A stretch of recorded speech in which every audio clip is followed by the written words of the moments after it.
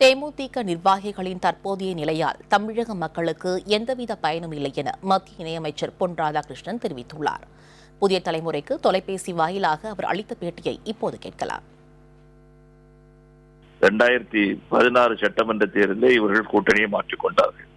அப்போதே நாம் சொன்னோம், இந்த நிகழ்வு பழம் நழுவி பாழாய் போய்விட்டது என்கின்ற கருத்தை நான் என்று சொன்னேன். நான் அன்று எதிர்பார்த்தது இப்போது நடந்திருக்கின்றது.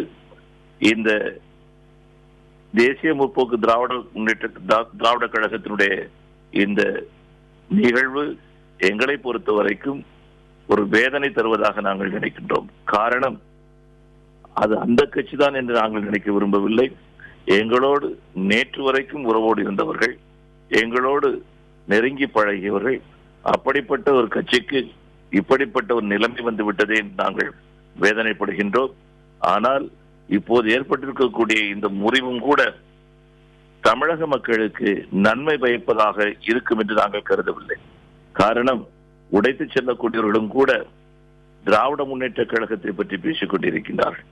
ஆகவே பணம் படைத்தவர்களுக்கு எதை வேண்டுமானாலும் செய்யலாம் என்கின்ற நிலைமை அரசியலிலே தமிழகத்திலே தலைவிரித்து ஆட ஆரம்பித்திருக்கின்றது. அதனுடைய காட்சிகளைத்தான் இன்று தமிழகம் பார்த்துக் கொண்டிருக்கின்றது.